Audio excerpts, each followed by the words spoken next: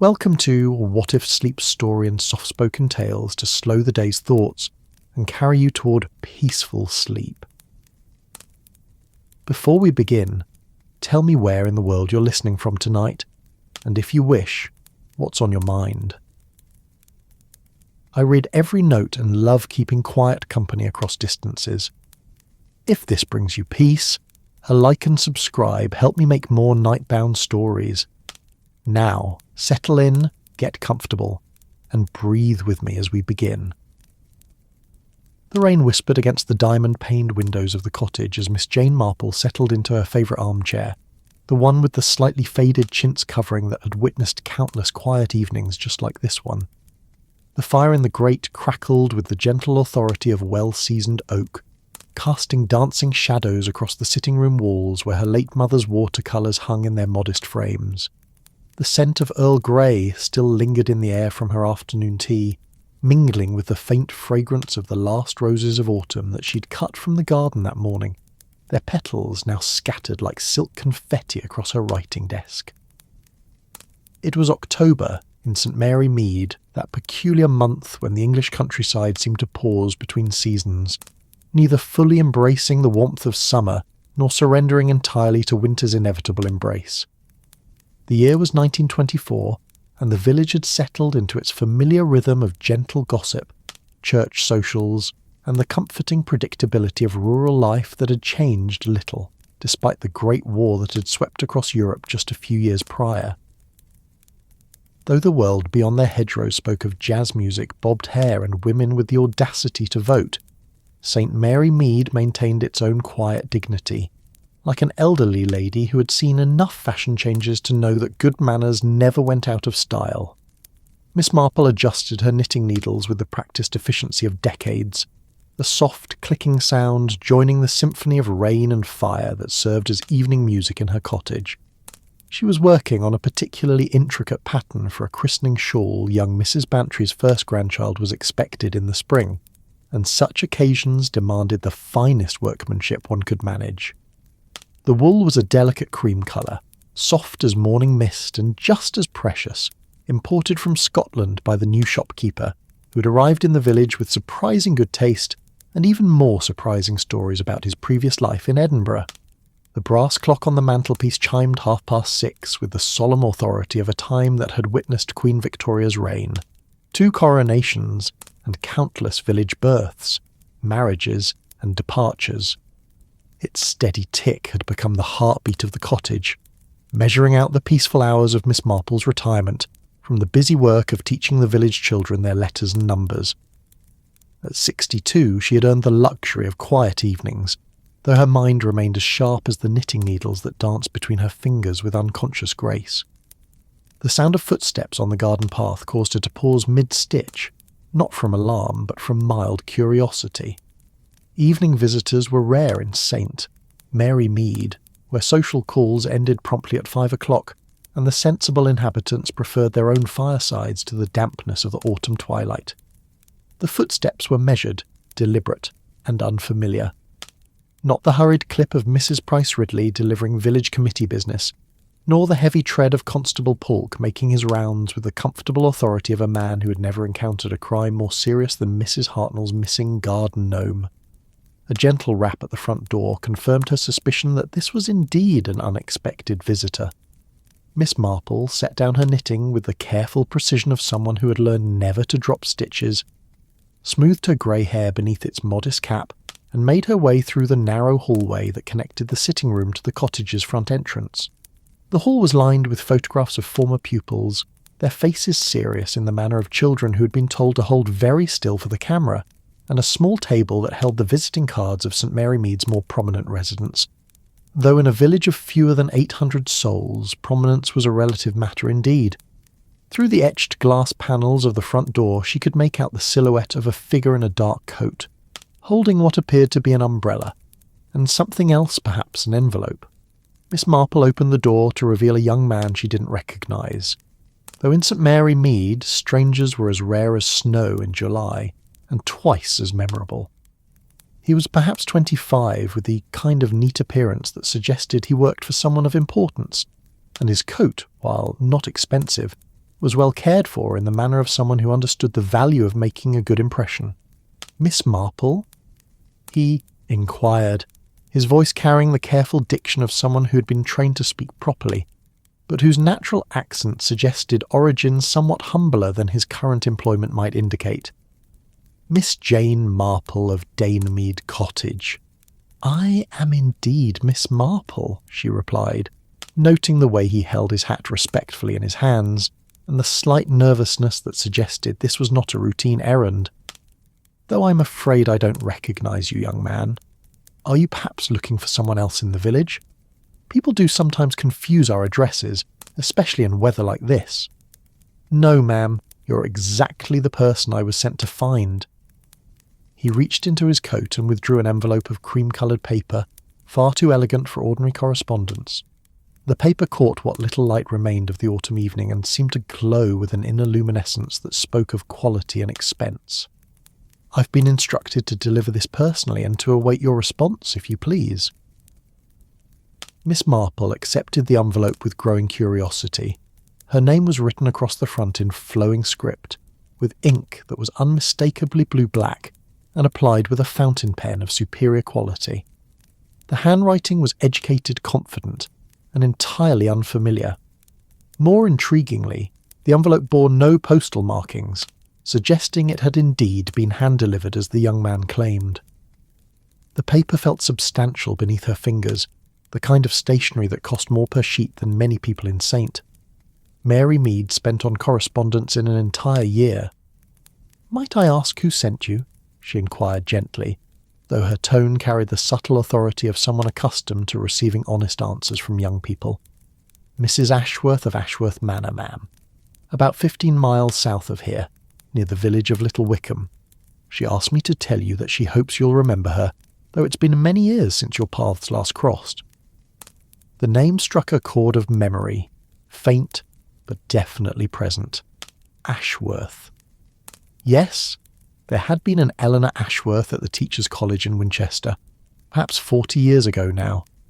A vibrant young woman with ambitious dreams and a laugh that could fill a room. They had been friends of sorts, brought together by their shared love of literature and their mutual determination to make something meaningful of their lives. Eleanor had spoken often of her family's estate, inherited through a complicated web of distant relations, and her plans to modernise it, to make it a centre of culture and progressive thinking in the countryside. "Eleanor Ashworth?" Miss Marple asked, her voice carrying a note of genuine pleasure. "Good heavens, it must be 40 years or more since we were at Winchester together. Please, come out of this dreadful weather while I read her letter. I'm sure she wouldn't want her messenger catching his cold on her behalf."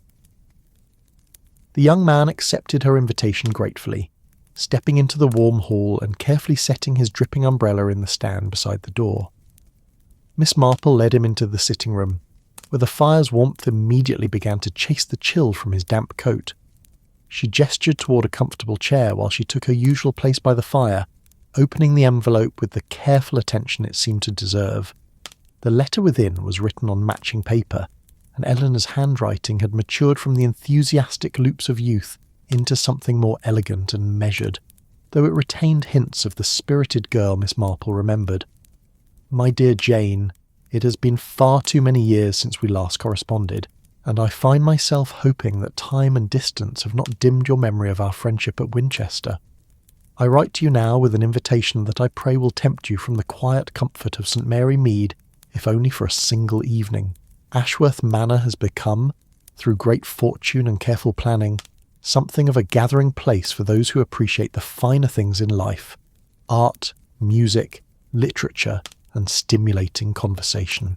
Next Saturday, the 18th of October, I am hosting what I believe will be the social event of the season, a masquerade ball in the tradition of the great Venetian celebrations, where guests will come disguised and anonymous, free to be whoever they wish to be for one magical evening. I know this may seem an unusual invitation for someone of your quiet disposition, but I remember Jane Marple, who could quote Shakespeare with passion and debate the merits of George Eliot until dawn. I suspect that woman still exists beneath the respectable exterior of a retired schoolmistress, and I would be honoured to welcome her to Ashworth Manor. The evening will begin at 8 o'clock and continue until dawn if the spirits move us. Costumes and masks will be provided if needed, though I encourage creativity for those so inclined. A carriage will be sent to collect you at 7 o'clock if you accept this invitations. Simply send word with my messenger, and all arrangements will be made. I do hope you'll say yes, Jane. It would mean more to me than I can adequately express to have my oldest friend witness what I've built here in the countryside we both love so dearly. With fondest regards and hopeful anticipation, Eleanor Ashworth Postscriptum. I should mention that several items of historical and artistic significance will be on display during the evening, including a ruby necklace that has been in the Ashworth family since the time of Elizabeth I. I thought you might appreciate seeing such treasures, knowing your love of history and beautiful things. Miss Marple read the letter twice, her sharp mind noting details that might have escaped a less observant reader. The paper was expensive, yes, but there was something almost too perfect about it, as if it had been chosen specifically to impress. Eleanor's handwriting, while elegant, showed signs of haste in several places, and the postscript seemed added as an afterthought, though its placement suggested it might be more significant than it appeared. More intriguingly, there was something about the tone that didn't quite match her memories of Eleanor. The woman she'd known at Winchester had been direct, almost blunt in her enthusiasm. This letter carried a note of what was it exactly? Not insincerity, but perhaps a careful calculation that seemed at odds with the spontaneous nature of their former friendship. "Tell me," Miss Marple said to the waiting messenger, "have you worked for Mrs. Ashworth long?" "About 6 months, ma'am. She took me on when I came back from London. I help with the carriages and serve at her parties. She entertains quite frequently, very popular with the county families, she is. And this masquerade ball, is it her first such event?" The young man considered this carefully. "Well, ma'am, she's had costume parties before, but nothing quite like this one. She's been planning it for months, ordering special decorations from London, hiring musicians from as far away as Bath. The whole staff's been working extra hours to prepare. It's to be quite the grand affair, from what I can tell." Miss Marple nodded thoughtfully. The rain continued its gentle percussion against the windows, and the fire settled into its coals with a soft sigh that seemed to echo her own mild uncertainty. There was nothing obviously wrong with the invitation, nothing that would give a sensible person pause, yet something about it stirred her instincts, the same subtle awareness that had served her well throughout her years of observing human nature in all its complex variations. Perhaps it was simply that 40 years was a long time, and people changed in ways both obvious and subtle. The Eleanor she had known might well have evolved into someone who enjoyed elaborate entertainments and moved in circles where masked balls were considered the height of sophistication. The post-war world had certainly brought changes to even the quietest corners of England, and those with money and position might naturally seek new forms of excitement. Still, there was something about the careful wording of the letter, the emphasis on anonymity and disguise, that suggested possibilities beyond simple social entertainment. And that postscript about the family jewels, why mention such things to someone you hadn't seen in 4 decades? It seemed an odd detail to include, unless there was some specific reason for drawing attention to valuable items that would be on display. Miss Marple set the letter aside and looked at the young messenger, who waited with the patient attention of someone accustomed to standing while others made decisions. "What is your name, young man?" "Thomas Hartwell, ma'am." "Well, Mr. Hartwell, please tell Mrs. Ashworth that I am honoured by her invitation, and will be delighted to attend her masquerade ball. 7 o'clock on Saturday will suit me perfectly." The relief on his face was immediate and genuine. "Oh, she'll be that pleased, ma'am. She's been talking about you coming ever since she decided to send the invitation. Said it wouldn't be the same without her old friend there to see what she's accomplished." This struck Miss Marple as an interesting way to phrase it, though she kept her observation to herself. Instead, she rose and moved to her writing desk, where she quickly penned a brief acceptance note on her own modest stationery. The contrast between her simple paper and Eleanor's expensive invitation seemed to underscore the very different paths their lives had taken since Winchester. As she sealed the envelope, Miss Marple found herself already wondering what she would wear to such an event. Her wardrobe was not exactly designed for masquerade balls, consisting primarily of sensible woolens and cotton dresses, suitable for a retired teacher's quiet life. The idea of costumes and masks felt both thrilling and slightly ridiculous for a woman of her years and circumstances. "Will there truly be appropriate costumes available for those of us who come unprepared?" she asked Mr. Hartwell. "Oh yes, ma'am, Mrs. Ashworth has quite a collection, gathered from theatrical companies and costume makers in London. She says she wants everyone to feel comfortable participating, regardless of their usual circumstances." The slight hesitation before those last words suggested that Eleanor was indeed aware of the gulf that might exist between her own social position and that of her guests from more modest backgrounds. It was thoughtful, if perhaps a bit condescending, though Miss Marple chose to interpret it charitably. After Mr. Hartwell had departed into the rainy evening with her acceptance letter safely tucked away, Miss Marple returned to her chair by the fire. Her knitting lay forgotten in her lap as she stared into the glowing coals and considered this unexpected development in her previously predictable routine. A masquerade ball? It had been decades since she had attended anything more elaborate than the annual church social or the occasional tea party at the vicarage. The very idea felt both exciting and slightly overwhelming, like a chapter from a novel rather than something that would actually happen to Miss Jane Marple of Danemead Cottage, St. Mary Mead.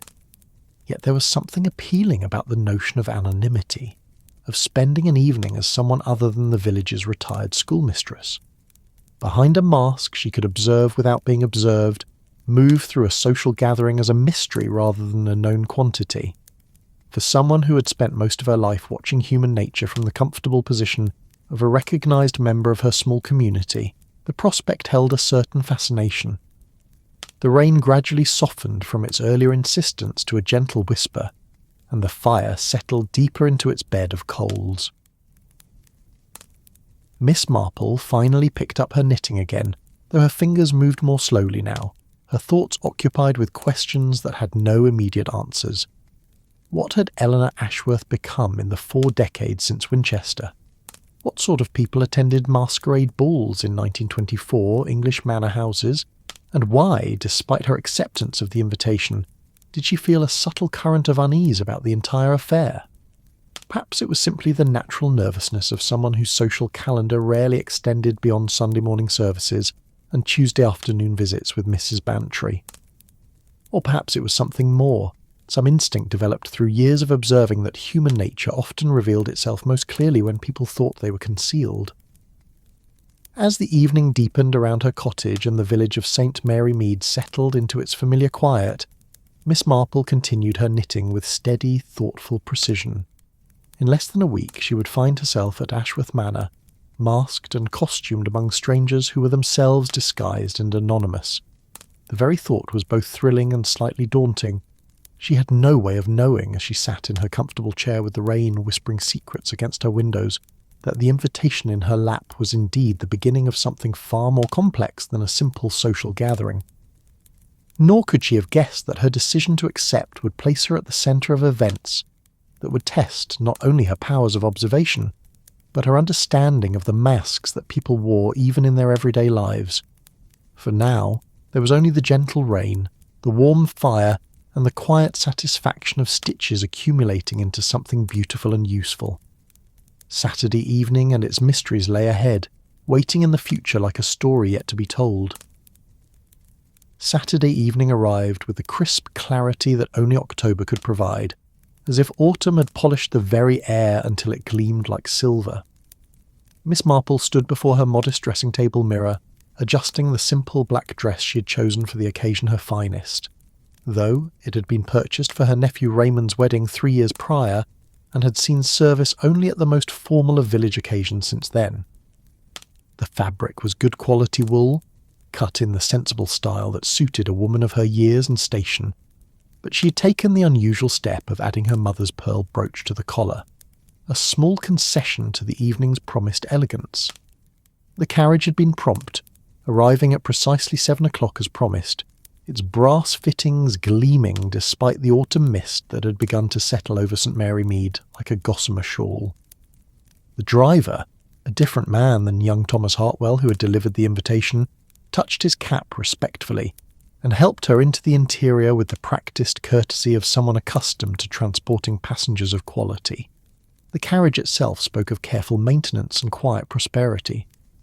The leather seats were soft and well-conditioned, the windows crystal clear, and the whole conveyance moved with the smooth authority of superior craftsmanship. As they rolled through the familiar lanes of her village, Miss Marple found herself observing details she had never noticed during her usual walks.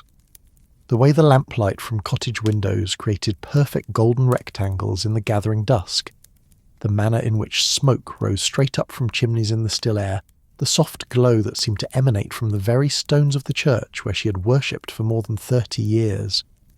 St Mary Mead looked particularly peaceful this evening, as if the village itself was settling into Saturday night contentment, unaware that one of its most observant residents was about to venture into a world quite different from their usual gentle routines. The journey to Ashworth Manor took them through countryside that grew progressively more grand as they travelled south. The modest farms and cottages of her familiar territory gave way to larger estates, their boundaries marked by stone walls that spoke of generations of careful stewardship and accumulated wealth. Ancient oak trees lined the roadway, their branches meeting overhead to create natural cathedrals of shadow and filtered starlight. The very air seemed to grow thicker with history and privilege, as if the landscape itself remembered centuries of those who had owned rather than merely occupied the land. Miss Marple had brought a small carpet bag containing her nighttime necessities, as Elena's invitation had mentioned that many guests would stay overnight rather than risk the late journey home on country roads that could be treacherous in darkness. The prospect of spending the night away from her cottage felt both exciting and slightly anxious-making. She had not been an overnight guest anywhere in several years, preferring the comfort and predictability of her own bed, her own routines, her own quiet control over her environment. The carriage wheels found a different rhythm as they turned onto what was obviously the private drive of Ashworth Manor, the sound changing from the hollow clip-clop of public roadway to the muffled crunch of perfectly maintained gravel. Through the windows, Miss Marple caught her first glimpses of the estate's magnificence, perfectly manicured lawns that stretched away into the darkness, ornamental shrubs shaped into elegant spirals and geometric forms, and the occasional gleam of marble statuary positioned to catch what little light remained of the autumn evening. The drive curved gently upward through parkland that had been designed to impress, each vista carefully planned to reveal the growing grandeur of what lay ahead. Gas lamps mounted on ornate iron posts marked the way at regular intervals, their warm glow creating pools of golden light that seemed to float in the gathering mist like fireflies dancing in formation. The effect was both welcoming and theatrical, suggesting that Eleanor had indeed developed a taste for grand gestures since their college days together. When Ashworth Manor finally came into view, Miss Marple found herself genuinely impressed despite her natural inclination toward modest expectations. The house rose from its landscaped grounds like something from a romantic novel, all elegant proportions and classical details rendered in honey-coloured stone that seemed to glow with its own inner warmth. 3 stories of perfect Georgian architecture stretched across a facade that spoke of confidence, prosperity, and the kind of understated grandeur that old money preferred to flashy ostentation. The central portion of the house was crowned with a graceful pediment, supported by 4 columns that created a portico large enough to shelter several carriages, while wings extended to either side in perfect symmetry. Every window blazed with light, and the warm glow spilling from the interior suggested rooms filled with people, conversation, and celebration. Additional gas lamps had been installed along the building's exterior, creating dramatic shadows and highlights that emphasized the architectural details while transforming the familiar into something magical and mysterious. As their carriage joined a queue of similar vehicles waiting to discharge their passengers, Miss Marple had the opportunity to observe the other guests who were arriving for Eleanor's masquerade ball.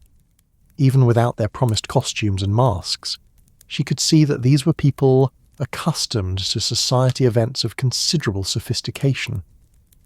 The women wore gowns that had clearly come from London establishments of the highest calibre, their fabrics catching the lamplight with the subtle sheen that spoke of silk, velvet, and other expensive materials.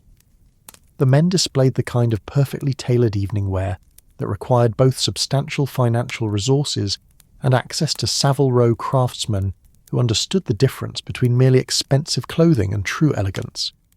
The diversity of the gathering was immediately apparent and quite intriguing. While many guests appeared to be of the landed gentry class that one might expect at a country house party, there were others whose bearing and dress suggested different backgrounds, perhaps artists, writers, or other creative individuals who moved in bohemian circles where talent mattered more than inherited position. Miss Marple recognised the type from her reading of London society magazines, though she had never expected to encounter such people in person at a gathering she would attend. When their carriage finally reached the portico, Miss Marple was handed down by a footman whose livery was both traditional and immaculate, suggesting that Eleanor maintained a household staff worthy of her elegant surroundings. The young man's manner was perfectly correct without being servile, and he moved with the efficient grace of someone well trained in the subtle choreography required for such occasions. The entrance hall of Ashworth Manor exceeded even the impressive promises made by its exterior architecture. A marble floor in a checkerboard pattern of black and white stretched away beneath a ceiling that soared 2 full stories overhead, supported by columns that matched those of the external portico. A grand staircase curved gracefully upward to a gallery that ran along 3 sides of the hall, its mahogany banister polished to mirror brightness and decorated with brass fittings that gleamed like jewellery in the light from crystal chandeliers that had clearly been acquired regardless of expense. The walls were hung with oil paintings that even Miss Marple's untrained eye could recognise as works of significant quality and probable value. Family portraits alternated with landscapes and classical scenes, all in frames that were themselves works of art. Between the paintings, decorative niches held marble sculptures and Chinese vases that spoke of collecting expeditions to the finest auction houses and antique dealers of London and beyond. The immediate impression was of wealth that had been accumulated gradually and spent thoughtfully, rather than the sometimes overwhelming display that characterised the homes of those who had acquired their fortunes more recently, and felt the need to prove their worthiness through sheer volume of expensive objects. Eleanor had clearly developed excellent taste to complement whatever financial resources had come her way, and the result was a home that felt both grand and welcoming, impressive without being intimidating. A butler appeared at Miss Marple's elbow with the silent efficiency that marked truly superior household staff, his manner conveying both recognition of her modest appearance and complete acceptance of her presence as an invited guest. His voice, when he spoke, carried the refined diction of someone who had spent decades in service to families of quality and understood perfectly the subtle gradations of social position that must be acknowledged without ever being explicitly mentioned. Miss Marple, I presume. Mrs. Ashworth is receiving guests in the blue drawing-room and has asked that you be brought to her immediately upon your arrival. If you would follow me, please. The route to the blue drawing-room took them through corridors that were themselves worth careful attention.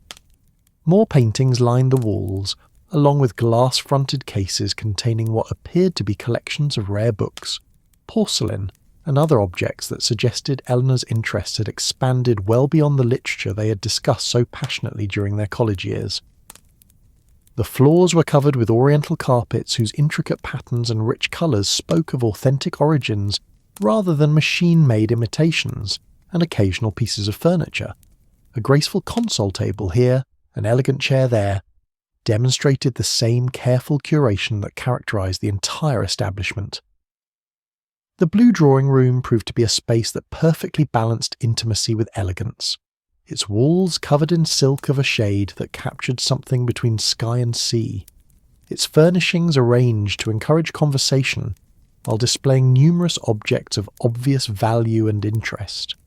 French doors opened onto what appeared to be a terrace overlooking the gardens, though the autumn evening had made outdoor entertaining impractical despite the relatively mild weather. Eleanor Ashworth rose from her position near the fireplace the moment Miss Marple was announced, and the 40 years that had passed since Winchester seemed to collapse in an instant. The essential character that Miss Marple remembered was still clearly visible, though it had been refined and polished by time, prosperity, and what was obviously considerable experience in moving through sophisticated social circles. Eleanor had grown into her beauty rather than merely maintaining it, her hair now silver rather than the chestnut brown of their youth, but arranged with an elegance that few women achieved without considerable attention to such matters. Her gown was of midnight blue silk that complemented both the room's decor and her own colouring, cut in the latest fashion while remaining appropriate for a woman of her years and position.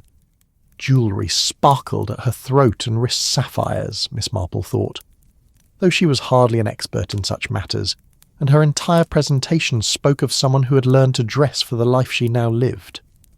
"Jane!" Eleanor's voice carried genuine warmth and pleasure, though Miss Marple's trained ear detected something else as well, perhaps nervousness or excitement, or some combination of emotions that created a subtle tension beneath the surface enthusiasm. "My dear, you look exactly as I imagined you would. Time has been remarkably kind to you." The embrace they shared was warm but brief, and as Eleanor stepped back to regard her old friend, Miss Marple found herself the subject of a scrutiny that was both affectionate and oddly calculating. It was as if Eleanor was comparing the reality of her guest with some internal expectation or plan, though the assessment seemed favourable based on the smile that followed. "I can hardly believe you've actually come," Eleanor continued, gesturing toward a chair that was positioned to provide an excellent view of both the room and its other occupants. "When I decided to write to you, I wasn't entirely certain you would accept. Country life can be so consuming, and I wasn't sure how you might feel about this sort of gathering." Miss Marple settled into the offered chair and accepted a glass of sherry from a servant who appeared and disappeared with the smooth efficiency that marked Eleanor's household. The wine was of exceptional quality, dry and perfectly chilled, and she found herself wondering about the extent of the resources that supported this level of hospitality. "I must admit I was surprised by your invitation," Miss Marple replied carefully, though very pleased to receive it. "It's been far too long since we've had the opportunity to catch up properly. Your home is quite magnificent, Eleanor. You've clearly done very well for yourself." A shadow of something passed across Eleanor's face, pride perhaps, mixed with what might have been defensiveness, or even a touch of sadness. "Yes, I've been very fortunate. The inheritance was substantial, and I've tried to use it wisely, though I sometimes wonder if my uncle would approve of the uses to which I've put his legacy." This reference to the inheritance was the first concrete information Miss Marple had received about the source of Eleanor's obvious prosperity, and she filed it away for future consideration. Family legacies could be complicated affairs, particularly when they involved substantial sums and properties that came with their own histories and expectations. Other guests were circulating through the room, their conversations creating a gentle buzz of anticipation and social pleasure that spoke of people who were genuinely enjoying themselves rather than merely fulfilling social obligations. Miss Marple recognised several faces from photographs in the society pages of newspapers and magazines, though she was careful not to stare or give any indication that she found their presence particularly noteworthy. The mix of guests was indeed as diverse as she had observed during the arrival process. Near the French doors, a woman with a distinctly bohemian dress and manner was engaged in animated conversation with a gentleman whose military bearing and formal dress suggested quite different social origins. At the room's far end, a group that included both local landowners she recognised by reputation, and several people whose appearance suggested artistic or literary occupations, were discussing something that required considerable gesturing and occasional laughter. Eleanor followed her gaze and smiled with obvious satisfaction. "I do try to bring together interesting people who might not otherwise have the opportunity to meet. Some of my neighbours find my guest lists rather eclectic, but I believe that good conversation requires variety in its participants." Before Miss Marple could respond, a new figure appeared in the doorway of the blue drawing room, and something in Eleanor's sudden stillness drew her attention immediately. The newcomer was a man of perhaps 45, tall and well-built, with the kind of confidence that suggested he was accustomed to making favourable impressions wherever he appeared. His evening dress was impeccable without being ostentatious, and he moved through the room with the easy assurance of someone who belonged in such surroundings, regardless of his actual origins or position. What caught Miss Marple's attention, however, was not the man himself but Eleanor's reaction to his arrival. Her hostess had straightened almost imperceptibly, and a flush of colour had appeared in her cheeks that hadn't been there moments before. The hand that held her sherry glass trembled slightly, and her smile became both brighter and more carefully controlled. "Ah," Eleanor said, her voice carrying a note that might have been nervousness or excitement. "There's someone I particularly want you to meet. One of my most interesting regular guests." The man approached them with purpose, his attention focused entirely on Eleanor, despite the presence of other guests who might have demanded acknowledgement. When he smiled, Miss Marple noticed, the expression reached his eyes and transformed his entire face from merely handsome to genuinely compelling. "Eleanor," he said, taking her free hand and raising it briefly to his lips, in a gesture that managed to be both gallant and slightly intimate. "Another triumph. Your gatherings grow more sophisticated with each occasion." "Jane," Eleanor said, and Miss Marple detected a slight breathlessness in her voice. "I'd like you to meet Captain Marcus Whitfield." "Marcus, this is my oldest and dearest friend, Miss Jane Marple, whom I've told you so much about." Captain Whitfield turned to Miss Marple with the same focused attention he had given Eleanor, and she found herself the recipient of a bow that was perfectly correct while somehow managing to convey both respect and a hint of conspiratorial amusement. "Miss Marple," he said, his voice carrying traces of good education layered over what might have been slightly more humble origins. "Eleanor has spoken of you often, and with such affection that I feel I know you already. I understand you were her guide to the mysteries of English literature during your college years." "Hardly a guide," Miss Marple replied modestly, though she was studying Captain Whitfield with interest. "We explored those mysteries together, though I suspect Eleanor's understanding always ran deeper than my own. The conversation that followed was pleasant and superficial, touching on literature, the beauty of the countryside, and the anticipated pleasures of the evening's entertainment. Yet Miss Marple found herself increasingly intrigued by the undercurrents she sensed flowing between Eleanor and Captain Whitfield. There was clearly a history there, though its exact nature remained tantalizingly unclear. As other guests claimed Eleanor's attention, and Captain Whitfield excused himself to circulate through the room, Miss Marple found herself with a few moments to observe and consider what she had learned so far. Ashworth Manor was clearly an establishment of considerable luxury and sophistication, maintained by someone with both excellent taste and substantial financial resources. Eleanor herself had evolved into exactly the sort of woman one might expect from their college friend, intelligent, cultured, and confident in her position in the world. Yet there were elements of the evening that seemed somehow calculated, as if Eleanor was staging a performance rather than simply entertaining friends.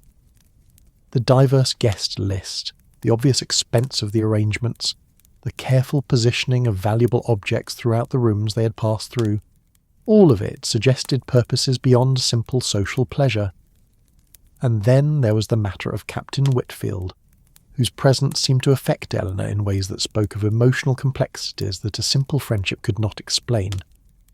Miss Marple had observed enough of human nature to recognise the signs of a woman who was not entirely in control of her feelings regarding a particular man, and Eleanor's reactions suggested a situation that might be both emotionally and potentially practically complicated.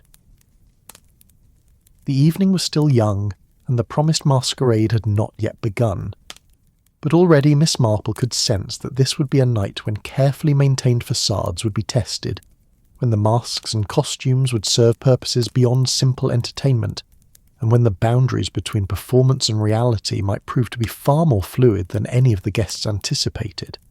The gentle chiming of a clock somewhere in the house announced the half hour, and Eleanor clapped her hands to draw the attention of her guests.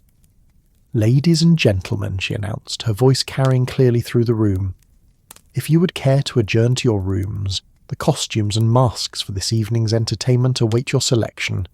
We shall reconvene in the grand ballroom at 9 o'clock when the masquerade proper will begin." As the guests began to move toward the doorway, Miss Marple found herself both anticipating and slightly apprehensive about what the evening might bring. She had accepted Eleanor's invitation, expecting nothing more than a pleasant reunion with an old friend, but the atmosphere of Ashworth Manor suggested that the night's entertainment would involve considerably more than simple nostalgia and polite conversation. The masquerade was about to begin, and with it, Miss Marple suspected, would come revelations that none of the guests had quite anticipated when they accepted their invitations to Eleanor Ashworth's carefully planned evening of mystery and delight. The guest room to which Miss Marple was escorted could have graced the finest London hotel, its appointments speaking of careful attention to comfort and elegance in equal measures. Rose-coloured silk covered the walls, and a fire had been lit in the marble fireplace to chase away the evening chill. French doors opened onto a small balcony that overlooked the manor's gardens, where Chinese lanterns had been strung between the trees like fallen stars, creating pools of coloured light that danced gently in the autumn breeze. Upon the four-poster bed, spread with obvious care, lay a selection of costumes that demonstrated Eleanor's thoughtfulness and, Miss Marple suspected, her understanding of what might appeal to her old friend's sensibilities. There was a Renaissance noblewoman's gown in deep burgundy velvet, complete with an elaborate headdress that would have suited a Medici bride. Beside it lay the simpler but no less elegant attire of an 18th century shepherdess, all flowing white muslin and pale blue ribbons that would complement the wearer's natural colouring rather than overwhelming it. But it was the third option that caught Miss Marple's attention and held it. Laid out with particular care was the costume of a medieval abbess, fashioned from the finest wool in a shade of grey that seemed to capture moonlight. The habit was beautifully cut, with flowing lines that would be both comfortable and dignified, while the accompanying wimple and veil would provide exactly the sort of concealment that would allow her to observe the evening's proceedings without being easily recognised by other guests. The mask that accompanied this costume was a masterpiece of subtle artistry, crafted from silver-painted leather and decorated with tiny pearls that caught the light like dewdrops. It covered the upper portion of the face while leaving the mouth free for conversation, and, more importantly, for the gentle smile that was Miss Marple's most characteristic expression. The design was both beautiful and practical, providing anonymity without sacrificing comfort or the ability to observe clearly. Miss Marple lifted the habit from the bed and held it against herself, studying the effect in the gilt-framed mirror that dominated one wall of the room. The transformation was remarkable. The simple schoolmistress of St. Mary Mead disappeared, replaced by a figure of quiet authority and mysterious purpose. The costume seemed to bring out qualities in her bearing that everyday dress concealed, lending her an air of dignity and perhaps even a touch of the formidable that would serve her well in whatever social complexities the evening might bring. As she dressed with careful attention to each detail, Miss Marple found herself thinking about the nature of masquerades and the peculiar freedom they provided. Behind a mask, social conventions became more fluid, ordinary restraints loosened, and people often revealed aspects of their character that remained carefully hidden in the full light of normal social interaction. Eleanor's choice to host such an event suggested either a taste for theatrical entertainment or perhaps purposes that went beyond simple amusement. The transformation was completed with soft leather slippers that made no sound on the polished floors and a rope cord that served as a belt, from which hung a small leather pouch in the medieval style. Miss Marple examined herself once more in the mirror and found herself quite pleased with the result. She looked exactly as a medieval abbess should, dignified, observant, and possessed of the kind of quiet authority that would allow her to move through any gathering with perfect propriety while missing nothing of importance. The corridor outside her room hummed with the gentle activity of other guests, preparing for the evening's entertainment. Doors opened and closed softly, accompanied by the rustle of expensive fabrics and the occasional murmur of conversation as friends consulted each other about their chosen disguises.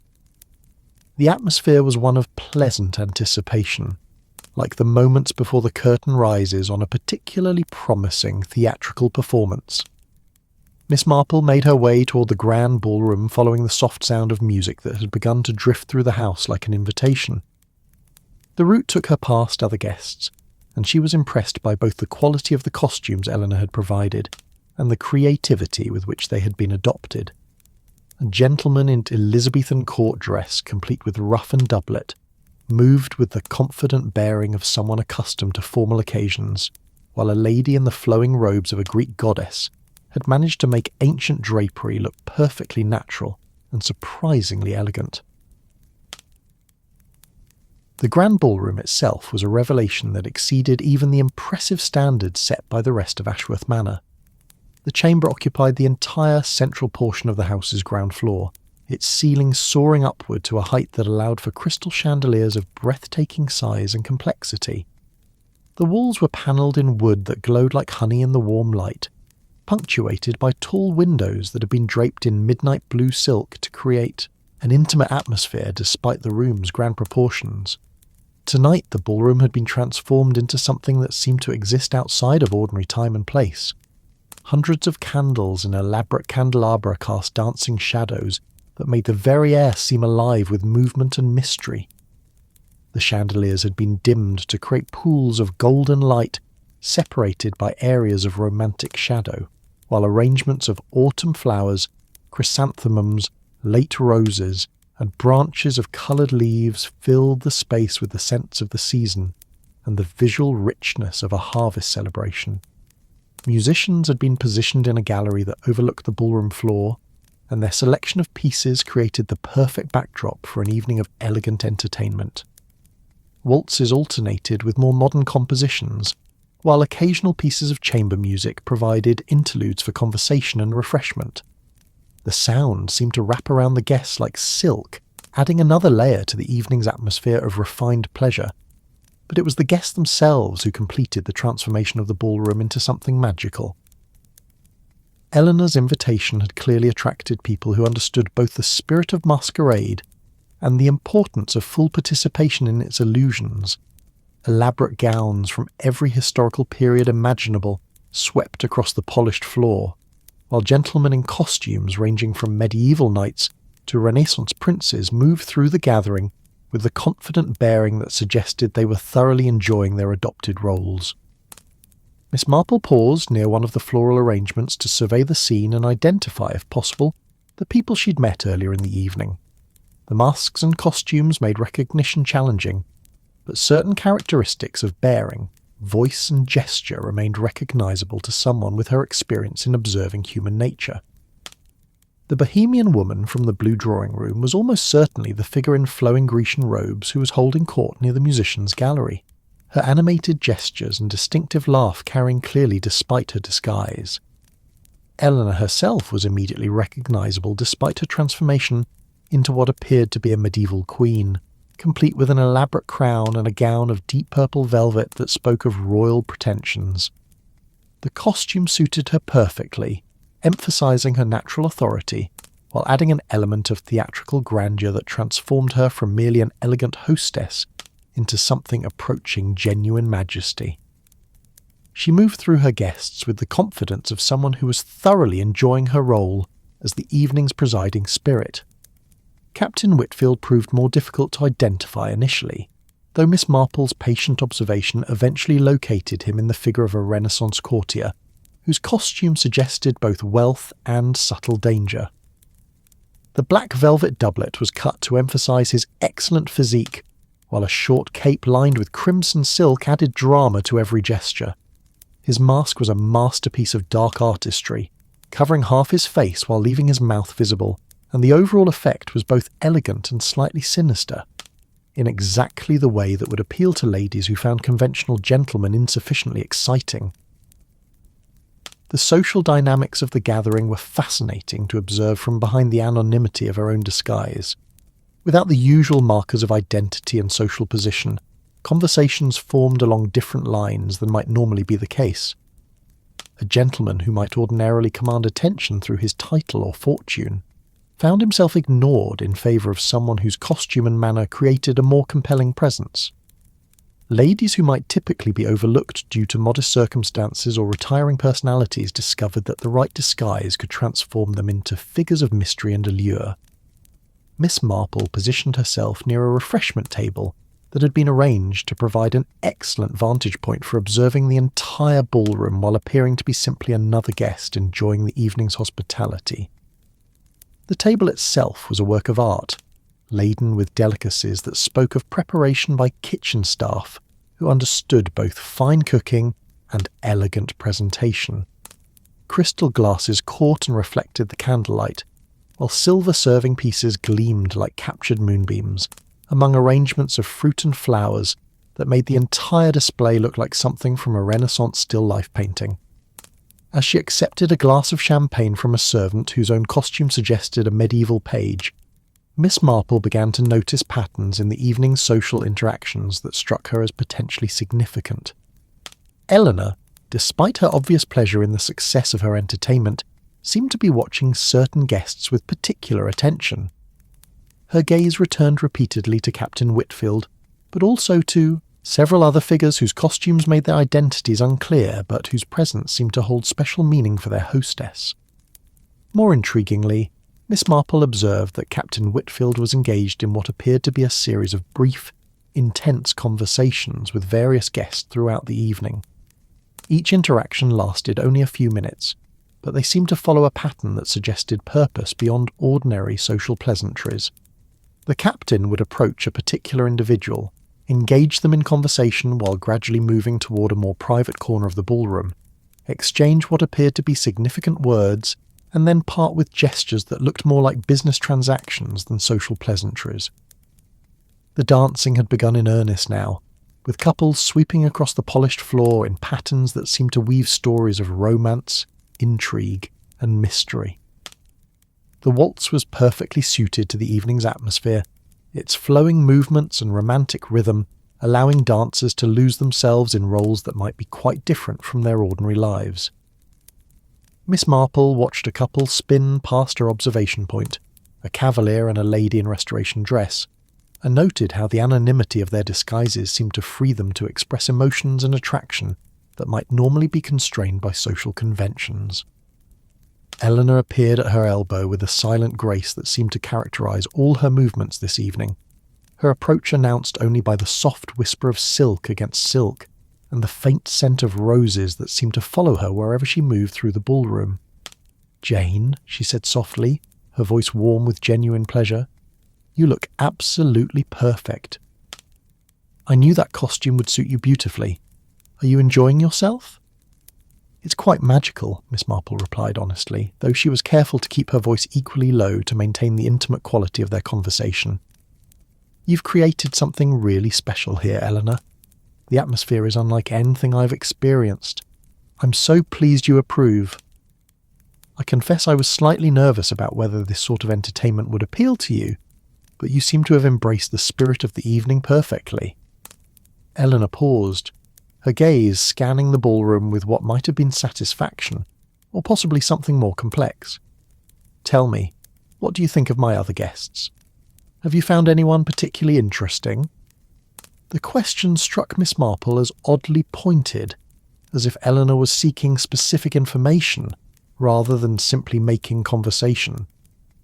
Everyone seems charming, though it's difficult to form deep impressions when identities are so thoroughly concealed. That's rather the point of a masquerade, I suppose. Indeed it is. Eleanor's smile seemed to carry secrets that she was not quite ready to share.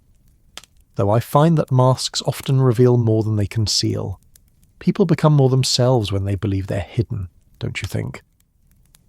Before Miss Marple could respond to this intriguing observation, a new element was added to the evening's entertainment. Eleanor excused herself and moved toward the musicians' gallery, where she gestured for their attention. The music gradually faded, and conversations throughout the ballroom quieted as guests turned toward their hostess with expectant attention. "Ladies and gentlemen," Eleanor announced, her voice carrying clearly through the suddenly quiet space. "Before we continue with our evening celebration, I want to share with you something very special, As I mentioned in some of your invitations, tonight provides an opportunity to display certain treasures that the Ashworth family has been privileged to preserve through many generations. She gestured toward the far end of the ballroom, where a display case that had been concealed behind silk draping was now revealed by servants who pulled away the covering with choreographed precision. Inside the case, illuminated by specially positioned candles that made it glow like captured fire, was a necklace of such obvious beauty and value that it drew gasps of admiration from throughout the gathering. The Ashworth ruby, for that was clearly what Eleanor was displaying, was a masterpiece of the jeweller's art that transcended mere expensive ornament to become something approaching genuine artistry. The central stone was the size of a pigeon's egg, its deep red colour seeming to contain inner fires that danced and shifted in the candlelight. It was surrounded by smaller rubies and diamonds arranged in patterns that complemented the central gem, while adding their own sparkle to the overall effect. The setting was clearly antique, probably Elizabethan based on its style, and the gold had the rich patina that came only from centuries of careful preservation. The Ashworth ruby, Eleanor continued, has been in our family since the time of Elizabeth I, when it was given to my ancestor Sir William Ashworth, in recognition of his service to the crown. Tonight it makes one of its rare public appearances, and I want all of you to have the opportunity to appreciate both its beauty and its historical significance. The guests moved closer to examine the display, their conversations now focused on the magnificent jewel and the stories it might tell of 4 centuries of English history. Miss Marple found herself studying not just the necklace itself, but the reactions of the other guests to its presence. Most showed the appropriate mixture of admiration and respectful interest that such a treasure deserved, but she noticed that Captain Whitfield's attention seemed particularly intense, and several other guests appeared to be examining the display case itself with what looked like professional interest in its security arrangements. As the evening continued and the dancing resumed, Miss Marple found herself increasingly intrigued by the undercurrents she sensed flowing through the seemingly innocent entertainment. Eleanor's decision to display such a valuable item at a gathering where guests' identities were concealed struck her as either remarkably trusting or remarkably foolish, unless there were purposes to the evening that went beyond simple social pleasure. The masquerade had begun with all the elegance and mystery that Eleanor had promised, but Miss Marple's experienced eye for human nature suggested that the real entertainment was only just beginning. Behind the beautiful masks and elaborate costumes, she could sense the working of minds and hearts that had reasons for being at Ashworth Manor that went far beyond appreciation for Eleanor's hospitality. The clock in the ballroom chimed 10:30, and the evening was reaching the height of its elegant festivities. But Miss Marple had the distinct feeling that before dawn broke over the Ashworth estate, the carefully planned perfection of Eleanor's masquerade would give way to revelations that none of the guests had quite anticipated. When they accepted their mysterious invitations, the dance continued, the music played, and the candles cast their romantic shadows across a scene of perfect Georgian elegance. But beneath the surface beauty, Miss Marple could sense the stirring of forces that would soon transform Eleanor's careful entertainment into something far more complex and potentially dangerous than anyone except, possibly, the hostess herself had planned. The midnight hour approached with the stately progression of a church bell counting down to Sunday service, each chime of the ballroom clock marking another quarter hour of Eleanor's perfectly orchestrated masquerade. The dancing had reached that magical peak of evening entertainment when inhibitions had loosened just enough to make conversation more honest, laughter more genuine, and the romance of disguise most potent. Miss Marple, from her carefully chosen observation post near the refreshment table, had been watching the subtle dramas unfold with the focused attention of someone who understood that human nature revealed itself most clearly when people believed themselves unobserved. The Ashworth ruby continued to draw admirers throughout the evening, its display case surrounded by an ever-changing group of guests who found excuses to examine the magnificent jewel from every possible angle.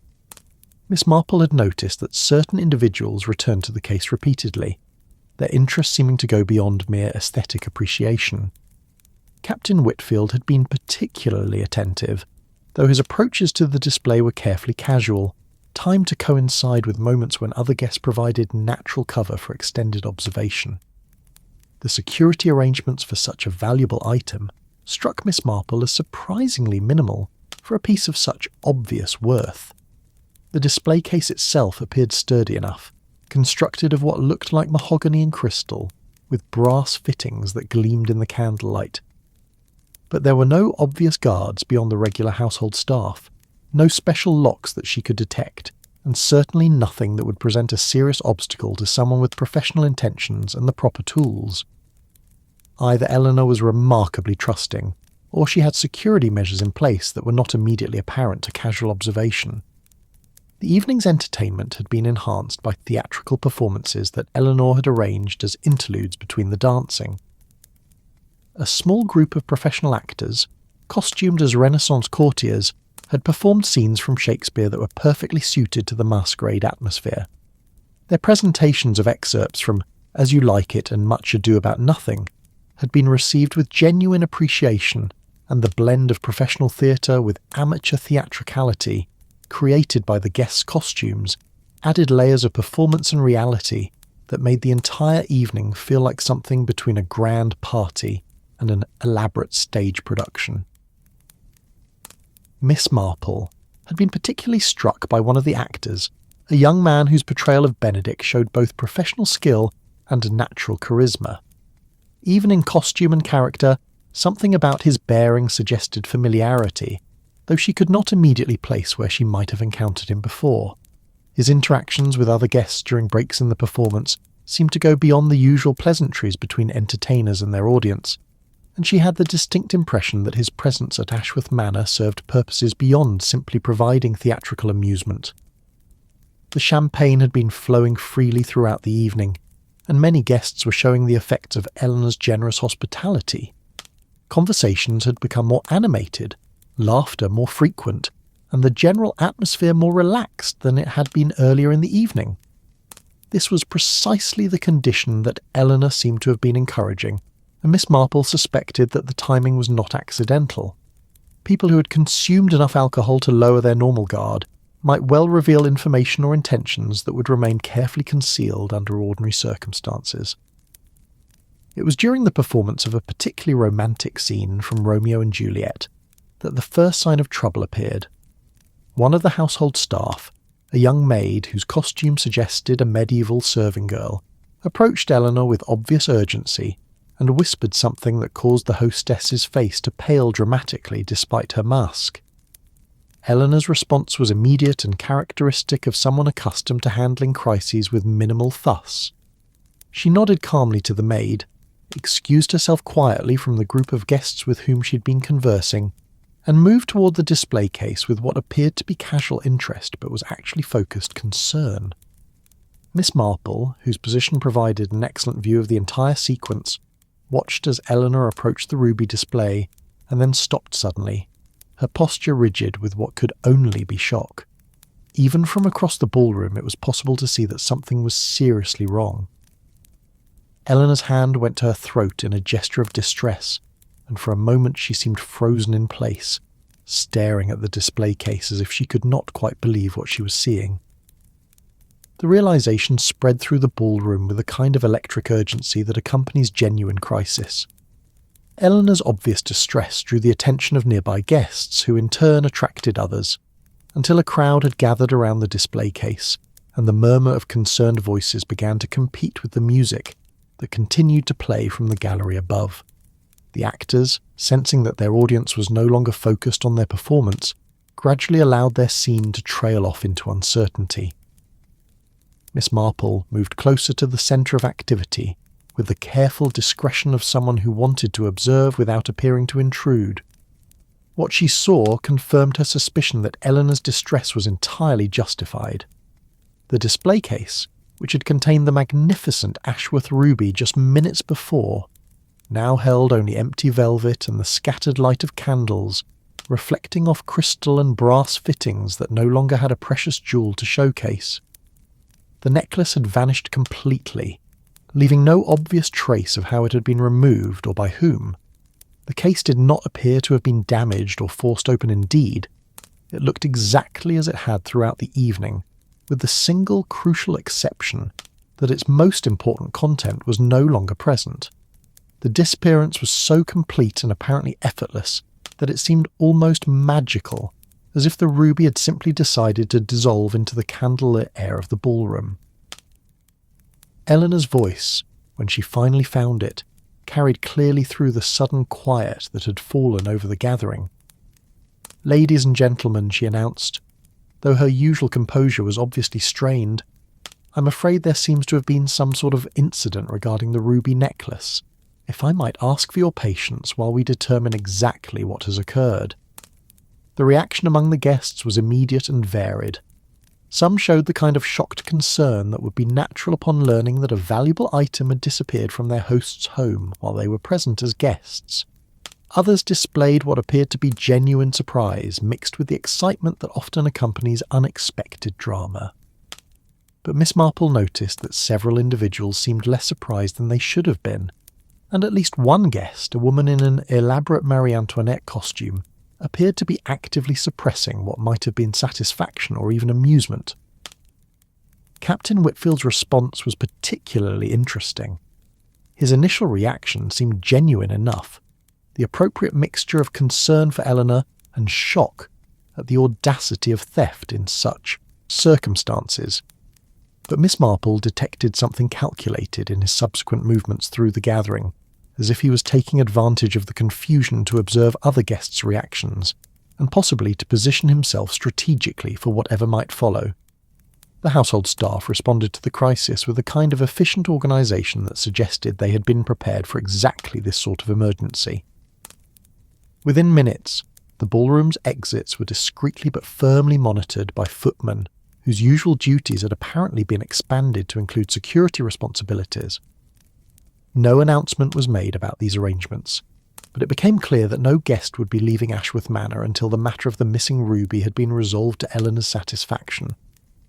Eleanor herself seemed to recover her composure with remarkable speed, though Miss Marple's experienced eye could detect the underlying tension that her hostess was working to conceal. "I'm sure this is simply some sort of misunderstanding," Eleanor announced with a calm that was clearly costing her considerable effort. "Perhaps someone removed the necklace for safekeeping, or there's been some confusion about the evening's arrangements. I'm confident we'll have everything sorted out very quickly." But even as Eleanor spoke these reassuring words, Miss Marple could see that she was studying her guests with the focused attention of someone who suspected that the thief was among them.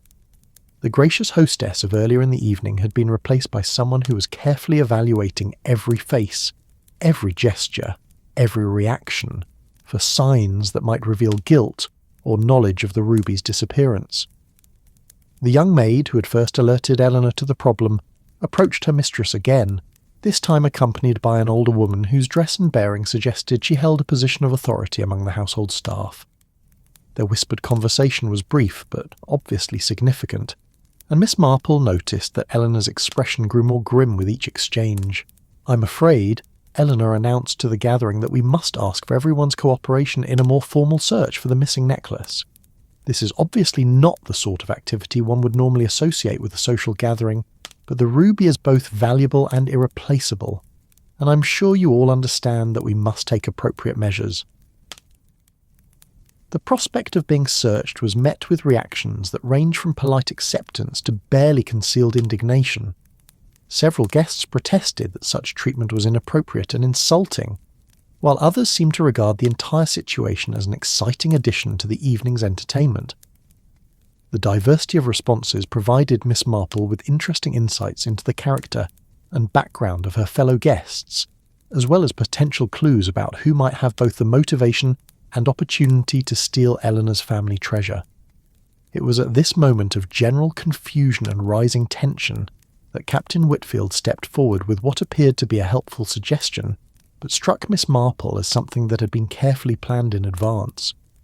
"Eleanor," he said, his voice carrying the kind of authority that suggested experience in handling crisis situations, "perhaps it would be helpful to have someone assist in organising this search who isn't emotionally involved in the outcome, someone who could approach the matter objectively and ensure that proper procedures are followed." Eleanor's relief at this offer was obvious and immediate. "Marcus, that's very thoughtful of you." "Yes, I think that would be extremely helpful. I confess I'm rather at a loss about how to handle such a situation properly." Miss Marple found this exchange particularly intriguing. Captain Whitfield's ready assumption of authority suggested either genuine helpfulness or the possibility that he had anticipated exactly the situation and prepared accordingly. Eleanor's quick acceptance of his assistance indicated either complete trust in his judgment or such distress that she was grateful for any offer of support regardless of its source. As Captain Whitfield began organising the guests into groups for systematic searching, Miss Marple found herself approached by a figure she had been observing with interest throughout the evening. The medieval monk, whose costume suggested scholarly pursuits rather than worldly concerns, had been moving through the gathering with the kind of quiet attention that reminded her of her own observation techniques. "Sister," he said, addressing her in character while keeping his voice low enough to ensure privacy, "might I suggest that we offer our assistance to our hostess in this rather delicate matter? Sometimes an outside perspective can be helpful in situations where emotions run high and objectivity becomes difficult." Miss Marple studied the monk's mask carefully, trying to determine whether she recognised anything about his features or bearing. His voice carried education and refinement, but also something that suggested familiarity with investigations more complex than the usual concerns of religious life. "I think that's an excellent suggestion, brother," she replied, maintaining the fiction of their costumes while acknowledging the serious intent behind his words. "Perhaps we might be able to help our hostess recover her property, while ensuring that innocent guests are not subjected to unnecessary unpleasantness." The monk nodded approvingly. "Exactly my thought. And perhaps, given our apparent shared interest in justice and truth, we might work together rather than separately. Two perspectives are often better than one in such matters." Miss Marple found herself intrigued by this unexpected offer of partnership. The monk's approach suggested both intelligence and experience in dealing with situations involving theft and deception. His willingness to involve himself in Eleanor's crisis indicated either genuine helpfulness or the possibility that he had his own reasons for wanting to influence the investigation's direction. As the search of guests and their belongings began in earnest, Miss Marple and her new ally positioned themselves to observe both the procedures and the reactions they produced. The process was being conducted with as much dignity as possible under the circumstances, but the tension in the ballroom was palpable as friends and acquaintances found themselves transformed from social guests into potential suspects in a serious theft. The evening that had begun with such elegant promise was developing into something far more complex and potentially dangerous than anyone except possibly Eleanor herself had anticipated. The Ashworth ruby had vanished as completely as if it had never existed, and among the masked and costumed guests of the masquerade ball, at least one person knew exactly how and why the magnificent jewel had disappeared. Miss Marple settled in to observe the unfolding investigation, with the focused attention that had served her well in previous encounters with human mystery and deception. The masquerade was far from over, but the real entertainment was only just beginning. Behind the beautiful masks and elaborate costumes, she could sense the working of minds that were playing for stakes far higher than simple social success. The search would continue, questions would be asked, and secrets would gradually emerge from their hiding places. But Miss Marple suspected that the truth about the Ashworth ruby's disappearance would prove to be more complex and surprising than anyone currently gathered in Eleanor's elegant ballroom could possibly imagine. The systematic search of Eleanor's guests proceeded with the kind of polite efficiency that characterised all activities at Ashworth Manor, though the underlying tension was unmistakable despite everyone's efforts to maintain social grace under extraordinary circumstances. Captain Whitfield had organised the process with military precision, dividing the guests into small groups and ensuring that each person's belongings were examined with thoroughness, while their dignity remained as intact as possible given the situation.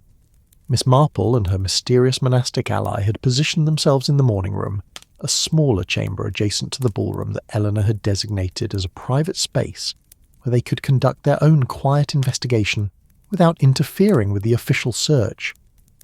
The room was elegantly appointed with silk-covered walls in pale green and furniture that suggested both comfort and valuable antiques, but tonight it served as an impromptu consulting room where two unlikely detectives could compare observations and theories. "I think," said the monk, settling into a wing-backed chair with the easy grace of someone accustomed to comfortable surroundings, "that we should begin by establishing what we actually know about this evening's events, as opposed to what we merely suspect or assume." Miss Marple appreciated this methodical approach, which suggested that her new partner possessed both intelligence and experience in distinguishing between fact and speculation. She arranged her grey habit with careful precision, and fixed him with the steady gaze that had encouraged honesty from countless village children over the years. "We know that the ruby was present and secure in its display case when Eleanor drew everyone's attention to it around 10:30, she began. "We know that it had disappeared by midnight when the maid alerted Eleanor to the problem. That gives us a window of approximately 90 minutes during which the theft must have occurred." "Precisely. And during that time, the ballroom was continuously occupied by guests, musicians, actors, and household staff. The theft was accomplished either by someone with remarkable skill in sleight of hand, or by someone who had inside knowledge of the display case's construction and security measures." Miss Marple nodded, thoughtfully. The case didn't appear to have been forced or damaged in any way. That suggests either a key or lock-picking skills, or possibly that the case wasn't actually locked at all. "Have you noticed anything about our fellow guests that might be relevant?" The monk leaned back in his chair, and Miss Marple caught a glimpse of intelligent eyes behind his mask. "Several things, actually. Captain Whitfield's behaviour has been particularly interesting. His offer to organise the search was very smoothly done, almost as if he had prepared for exactly this situation. And I noticed that he spent considerable time near the display case throughout the evening, often when other distractions provided natural cover for extended observation." "Yes, I noticed that as well. But there are others who showed unusual interest in the ruby." The woman in the Marie Antoinette costume returned to the display repeatedly, and she seemed less surprised than she should have been when the theft was discovered, almost as if she had been expecting it. "The young actor who performed Benedict also caught my attention," the monk continued.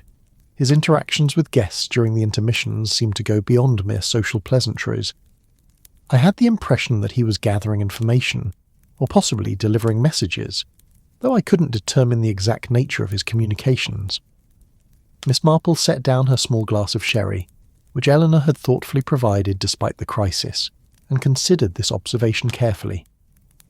"You know, I had the same feeling about him. There was something familiar about his bearing, though I couldn't place where I might have seen him before. And you're right about his conversations with the guests.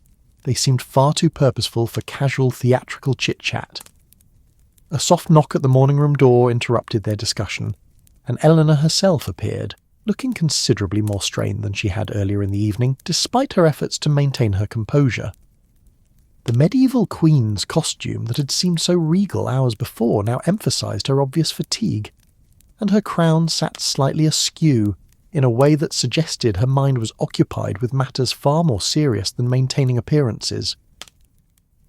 "I hope you don't mind the intrusion," Eleanor said, closing the door behind her and moving toward a chair with the careful precision of someone fighting exhaustion. "Marcus suggested that I speak with you both, since you've offered to help with this dreadful situation. I'm afraid I'm rather at my wit's end."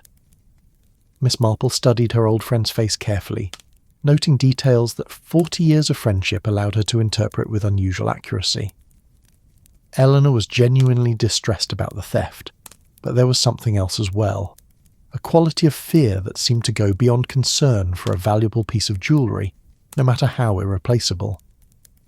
"Eleanor," Miss Marple said gently, "is there something about this theft that you haven't told the other guests? Some reason why the ruby's disappearance is particularly troubling beyond its obvious value?" Eleanor's hesitation was answered enough, though she clearly struggled with how much to reveal. "The necklace. It's not just valuable in the ordinary sense. There are certain circumstances surrounding my inheritance of the estate that make its loss potentially catastrophic in ways that go far beyond mere money." The monk leaned forward with obvious interest. "What sort of circumstances?" My uncle's will contained certain conditions regarding the family treasures. The ruby necklace was specifically mentioned as something that must remain in Ashworth hands. If it's permanently lost or stolen, there are provisions that could result in the entire estate reverting to distant cousins who have been waiting decades for exactly such an opportunity. This revelation cast the evening's events in an entirely different light. The theft was not simply a matter of a valuable item disappearing, but potentially a deliberate attempt to strip Eleanor of her home, her social position, and her financial security. The stakes were far higher than anyone except possibly the thief had realised. "How many people know about these provisions in your uncle's will?" Miss Marple asked.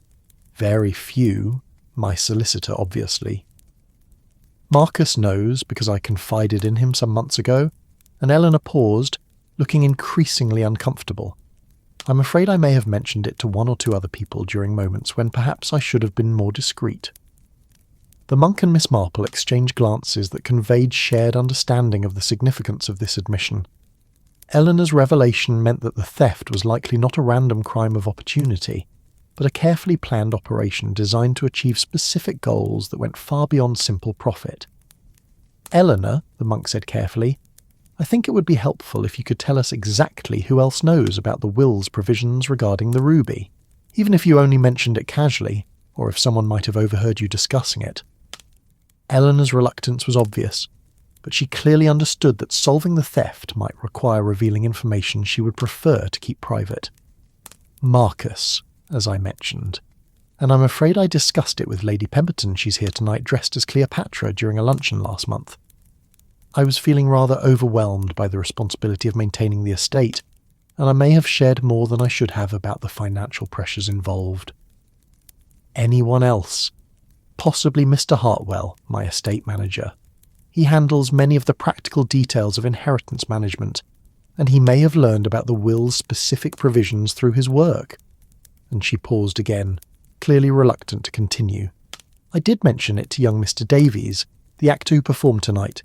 He's been helping me with some research into the ruby's history for a book I'm considering writing about the family treasures."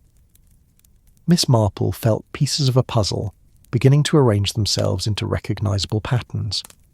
"This research you mentioned, what exactly did it involve? Christopher Mr. Davies has connections in London's theatrical and artistic communities. He's been helping me trace the necklace's provenance and gather stories about its history. Some of his contacts specialise in period jewellery and historical artefacts, and I thought their expertise might be valuable for the book." The implications of this information were immediately clear to both investigators. Christopher Davies, the charming young actor whose performance had been so well received, had been given extensive access to information about the ruby's history, value, and the unique circumstances surrounding Eleanor's ownership of it. His presence at the masquerade ball was not simply professional entertainment, but potentially part of a carefully constructed plan to steal the necklace, while ensuring he had an unquestionable reason for being at Ashworth Manor. "Where is Mr. Davies now?" the monk asked with carefully controlled urgency. Eleanor's expression suggested that she was beginning to understand the direction of their concerns. "He left shortly after the search began. He said he needed to return to London tonight for an early rehearsal tomorrow, and since he had already been searched and cleared, Marcus agreed that there was no reason to detain him further." Miss Marple and the monk exchanged another look of shared understanding. Christopher Davies had not only had access to detailed information about the ruby and its importance to Eleanor's continued ownership of Ashworth Manor, but he had also managed to leave the scene of the crime before the investigation could focus on him as a potential suspect. "Eleanor," Miss Marple said gently but firmly, "I think we need to examine the display case very carefully, and we need to speak with the household staff who were working near the ballroom during the crucial time period. We also need to know exactly when Mr. Davies left, and whether anyone saw him after the theft was discovered." Before Eleanor could respond, Captain Whitfield appeared in the doorway of the morning room, his Renaissance courtier costume somehow managing to look both elegant and businesslike, despite the late hour and extraordinary circumstances. "Eleanor, forgive the interruption, but I thought you should know immediately. We've completed the search for all the remaining guests and their belongings. The ruby has not been found among any of them. This news was simultaneously relieving and troubling. The remaining guests were cleared of suspicion, but it also meant that the necklace had either been hidden somewhere on the estate or had already been removed from Ashworth Manor entirely. Given Christopher Davies's convenient departure, the latter seemed increasingly likely. "Marcus," Eleanor said. "These are the friends I mentioned who offered to help with the investigation. They've been asking some very perceptive questions about the circumstances surrounding the theft." Captain Whitfield's attention focused on the monk and Miss Marple, with what appeared to be professional interest. "I'd be very grateful for any insights you might have. This situation is more complex than a simple theft, and I suspect we're dealing with someone who planned this operation very carefully." Miss Marple seized the opportunity to ask a question that had been troubling her. "Captain Whitfield, you mentioned that you allowed Mr. Davies to leave after he was searched. Did you or anyone else actually see him depart from the estate?" The captain's pause before answering was significant. "Actually, no. He said he needed to collect his belongings from the servants' quarters, where the actors had been changing, and that he would see himself out through the service entrance to avoid disrupting the ongoing search. We were rather busy with other matters at the time, so no one actually witnessed his departure. The implications of this revelation were immediately clear to everyone in the room. Christopher Davies had not only had motive and opportunity to steal the ruby, but he had also managed to arrange his exit from Ashworth Manor in a way that prevented anyone from confirming whether he had actually left or was still somewhere on the estate. "I think," said the monk quietly, "that we need to conduct a very thorough search of the entire manor, paying particular attention to areas where someone might hide until the initial investigation is complete, and we need to do it immediately before our quarry has time to implement whatever escape plan he may have prepared." Eleanor rose from her chair with sudden determination, the helpless victim of moments before transforming into the capable woman who had successfully managed a large estate for several years. "Then let's begin immediately. I know every room, every corridor, every hiding place in this house. If Christopher Davies is still here, we'll find him." As the four unlikely allies prepared to begin their search of Ashworth Manor, Miss Marple reflected on how quickly the evening had evolved from elegant entertainment to serious criminal investigation. The masquerade ball was far from over, but the masks were beginning to slip, and the true faces beneath were proving to be far more complex and dangerous than anyone had anticipated. The hunt for the Ashworth ruby was about to begin in earnest, and Miss Marple suspected that before dawn broke over the estate, they would discover that the theft involved more people, more complicated motives, and more serious consequences than anyone except possibly the criminals themselves had imagined.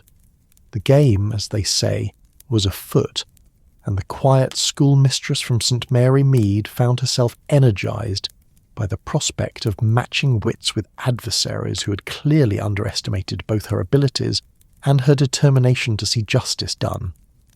The search of Ashworth Manor began with the methodical precision of a military operation, Eleanor leading the way through corridors and chambers that held the accumulated secrets of centuries.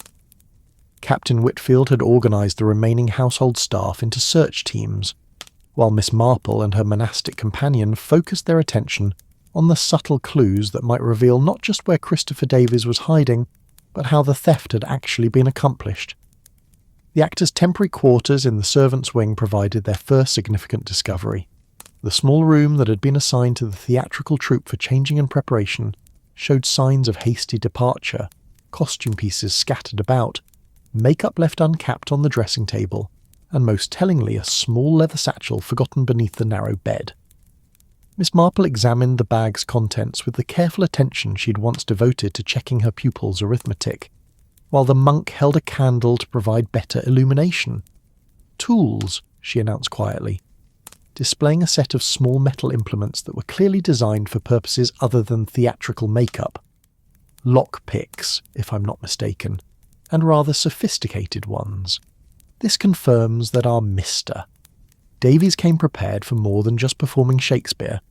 The monk examined the tools with obvious familiarity. "Professional quality. These aren't the sort of implements an amateur would possess. Our actor friend has either received considerable training in burglary techniques, or he's working with someone who has." Eleanor, who had been examining the scattered costume pieces, made a discovery of her own. "Look at this," she said, holding up a black velvet cloak that had been hidden beneath other garments. "This isn't part of any costume we provided. It's designed to render someone nearly invisible in darkness, perfect for moving through the manor's corridors without being detected." The implications were clear. Christopher Davies had come to Ashworth Manor with sophisticated tools and specialised equipment, suggesting that the theft had been planned well in advance, and that his role as an entertainer was merely an elaborate cover for criminal activity. But these discoveries also raised new questions about the scope of the conspiracy and the identity of his potential accomplices.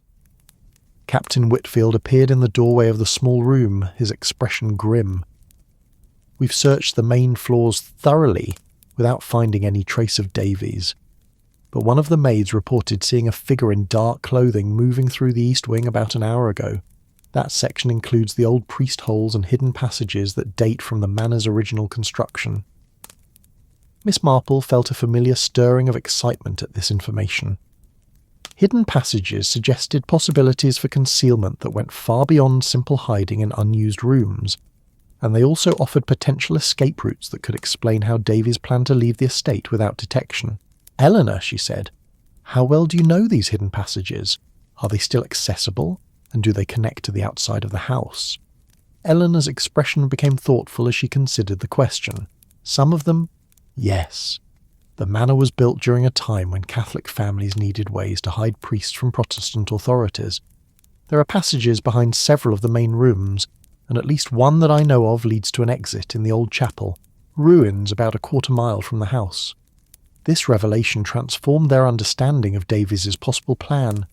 Instead of simply hiding until the initial search was complete, he might be planning to use the ancient passages to escape from Ashworth Manor entirely, taking the ruby with him and leaving no trace of his route or destination. "We need to explore these passages immediately," the monk said with quiet urgency. "If Davies is using them to hide, he has the advantage of knowing we're searching for him. But if he's planning to escape through them, timing becomes crucial." Eleanor led them through a series of corridors that became progressively older and more atmospheric as they moved toward the original Tudor portions of the manor. The walls here were thick stone rather than the elegant panelling of the newer sections, and the air carried the weight of centuries. Portraits of long-dead Ashworths gazed down from the walls with the stern expressions of people who had lived through religious persecution, civil war, and the gradual transformation of England from medieval kingdom to modern nation. The entrance to the hidden passages was concealed behind a section of carved oak panelling in what had once been the manor's original Great Hall.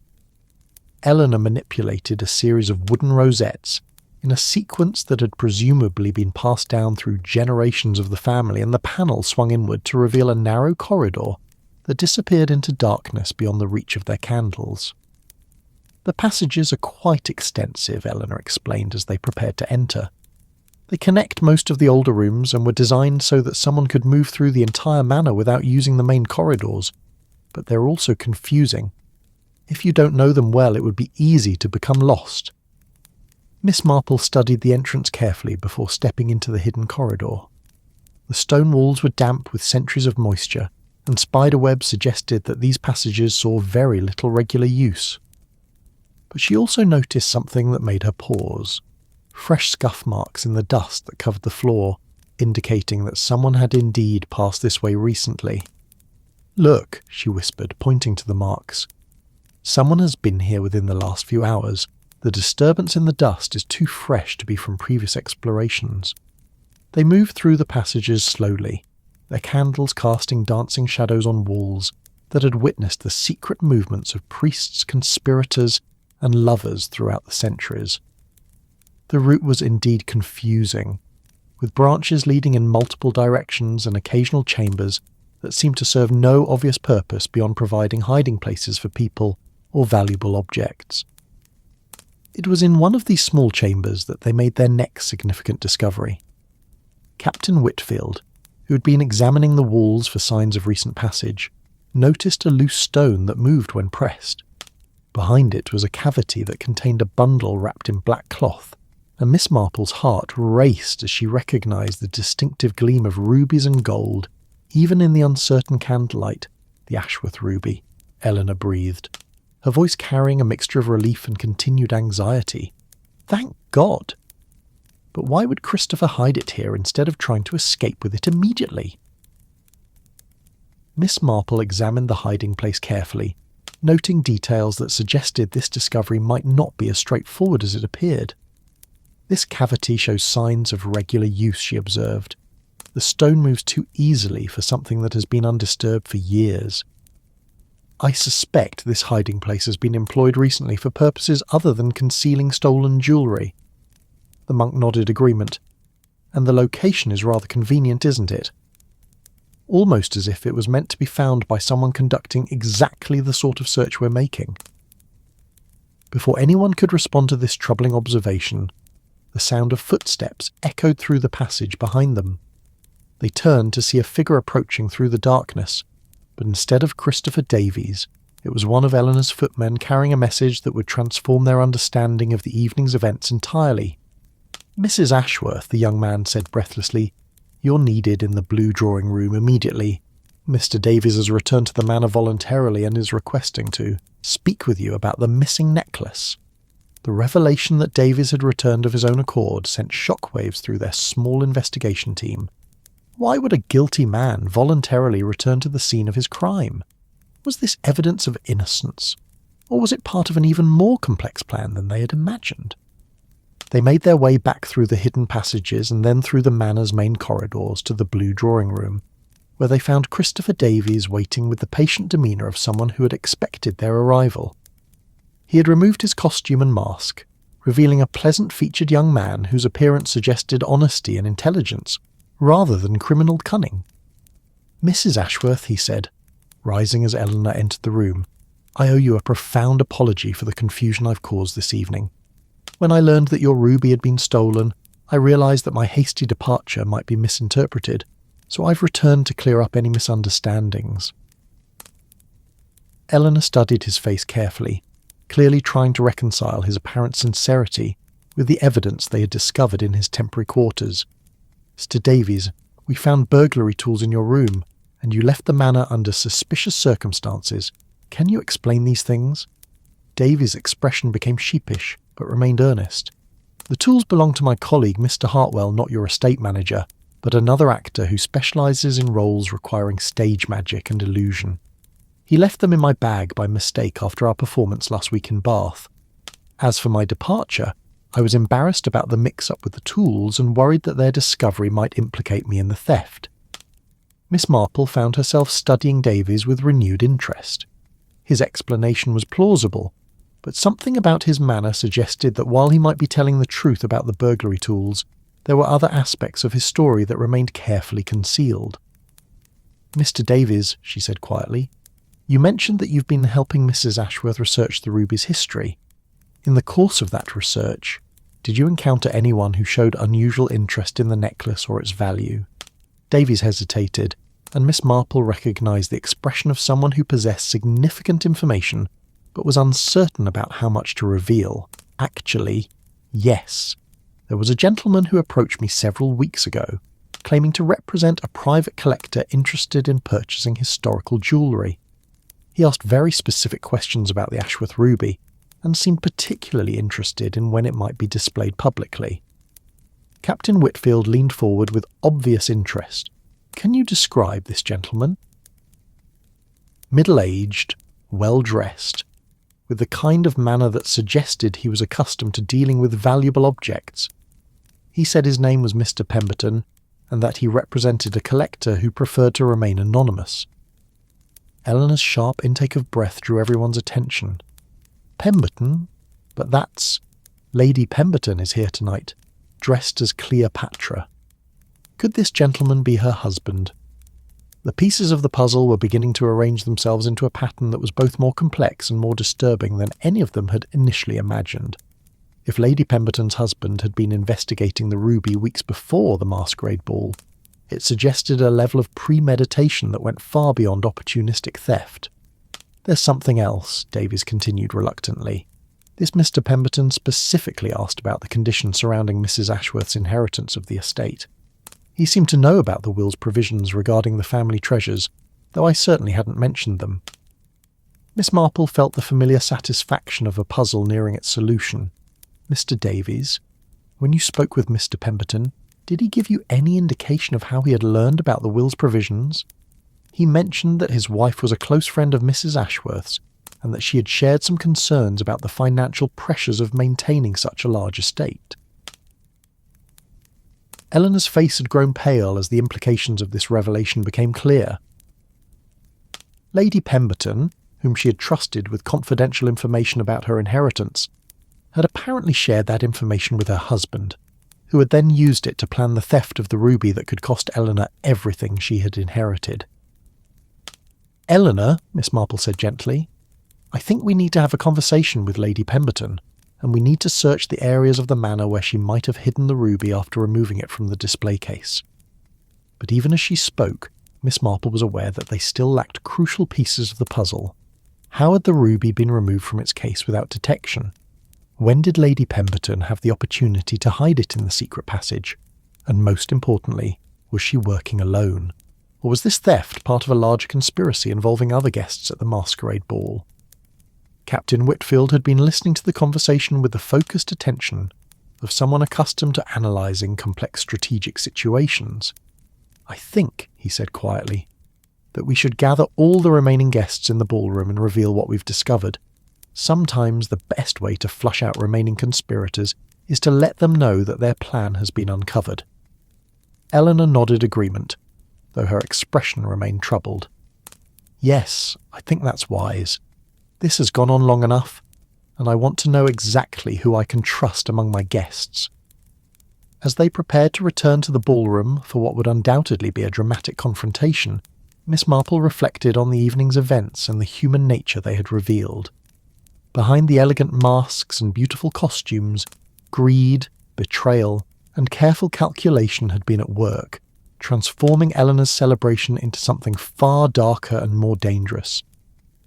But she also sensed that the truth they had uncovered so far was still incomplete. The theft of the Ashworth ruby involved more people and more complex motives than they had yet discovered, and the final revelation would likely surprise everyone present, possibly including the criminals themselves. The masquerade was approaching its climax, and Miss Marple suspected that when all the masks were finally removed, the faces beneath would prove to be more shocking and unexpected than anyone could have imagined when the elegant evening began. The grand ballroom felt entirely different when the remaining guests reassembled in the early hours of Sunday morning. The romantic shadows that had seemed so mysterious and inviting during the height of the masquerade now appeared ominous in the flickering candlelight, and the elegant costumes that had transformed ordinary people into creatures of fantasy now seemed like elaborate disguises concealing darker purposes. The masks had been removed at Eleanor's request, revealing faces that were tired, anxious, and in some cases carefully guarded against revealing too much emotion. Miss Marple positioned herself where she could observe every face, as Eleanor and Captain Whitfield prepared to address the gathering. Her monastic companion stood nearby, and she noticed that he too was studying the assembled guests with the focused attention of someone who understood that truth often revealed itself in the smallest details of expression and gesture. The recovered ruby necklace lay on a table at the front of the room, its magnificent stones catching and reflecting the candlelight like captured fire, but somehow its presence felt more ominous than triumphant. "Ladies and gentlemen," Eleanor began, her voice carrying clearly through the suddenly quiet ballroom, "I want to thank you for your patience during this very difficult evening. As you know, my family's ruby necklace was stolen and has now been recovered. But in the process of investigating this theft, we have uncovered information that suggests the crime was planned well in advance and involved betrayal by people I considered friends." Lady Pemberton, still in her elaborate Cleopatra costume but now looking decidedly less regal without her mask, shifted uncomfortably in her chair. Miss Marple noticed that her husband, who had arrived at the manor late in the evening claiming urgent business had delayed him, was careful to avoid making eye contact with anyone in the room. "The investigation has revealed," Eleanor continued, that information about my family's circumstances was shared with people who used it to plan this theft. Mr. Davies has explained his role in these events, and while his judgment may have been questionable, his intentions appear to have been innocent. Christopher Davies, standing near the musicians' gallery, nodded gratefully but remained obviously uncomfortable with the attention focused on him. Miss Marple observed that several guests were watching him with expressions that suggested they weren't entirely convinced of his innocence despite Eleanor's public absolution. Captain Whitfield stepped forward to continue the explanation. The burglary tools found in Mr. Davies's quarters belonged to a colleague and were present by accident. However, our investigation has revealed that someone else used detailed knowledge of the manor's layout and security arrangements to steal the necklace and hide it in the old priest holes, presumably planning to retrieve it after the initial search was completed. Miss Marple felt a familiar stirring of unease as she listened to this explanation. Something about the narrative they were presenting felt incomplete, as if crucial pieces of the puzzle were still missing or being deliberately concealed. Her experience with human nature suggested that the truth was likely more complex than anyone except the criminals themselves fully understood. It was at this moment that her mysterious monastic companion stepped forward with the confidence of someone who had reached definitive conclusions about the evening's events. "If I may," he said, his voice carrying an authority that commanded immediate attention, "I believe there are aspects of this case that haven't been fully explained. The theft of the Ashworth ruby was indeed planned in advance, but not by the people we've been led to suspect." Eleanor looked startled by this intervention, while Captain Whitfield's expression became carefully neutral in a way that Miss Marple found extremely interesting. "What do you mean?" Eleanor asked. The monk moved to the centre of the room, positioning himself where everyone could see and hear him clearly. "The ruby that was recovered from the hidden passage is indeed genuine and valuable, but it's not the same necklace that was displayed in the case earlier this evening. It's a carefully crafted replica that was substituted for the original sometime before the masquerade began." This revelation sent a shock through the assembled guests that was almost physical in its impact. Eleanor stared at the necklace on the table as if seeing it for the first time, while several guests began speaking at once in voices that carried genuine surprise and confusion. "That's impossible," Captain Whitfield said firmly. "I examined the necklace myself when it was placed in the display case, and I can assure you it was authentic." The monk smiled with what appeared to be genuine amusement. "Yes, Captain Whitfield, I'm sure you can assure us of that. Just as I'm sure you can explain how you knew exactly how to organise the search, how to manage the investigation, and how to ensure that certain people were cleared of suspicion while attention was focused on others." Miss Marple felt pieces of the puzzle suddenly rearranging themselves into an entirely different pattern. Captain Whitfield's helpful efficiency, his immediate assumption of authority during the crisis, his careful management of who was searched, when and how, all of it took on a sinister significance when viewed from this new perspective. "The real theft," the monk continued, "occurred before the masquerade began. The genuine Ashworth ruby was removed from its case and replaced with a replica during the afternoon preparations, when the captain had legitimate access to the ballroom and the display area. The elaborate drama of the theft during the ball was designed to provide cover for a crime that had already been committed."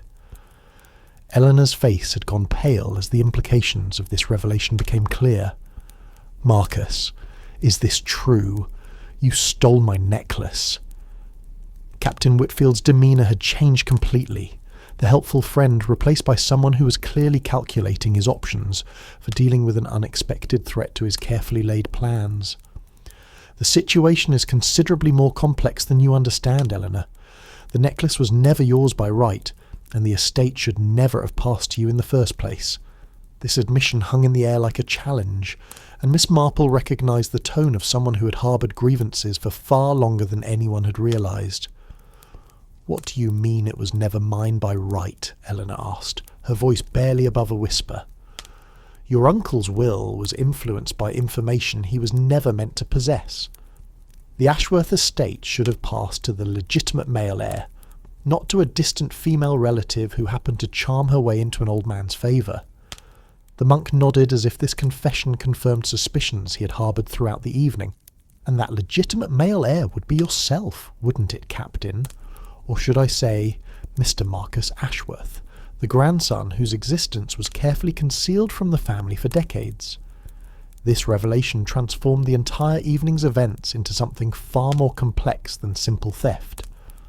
Marcus Whitfield was not just a friend who had betrayed Eleanor's trust for money, he was a family member who believed he had been cheated of his rightful inheritance and had spent months planning an elaborate scheme to reclaim what he considered his birthright.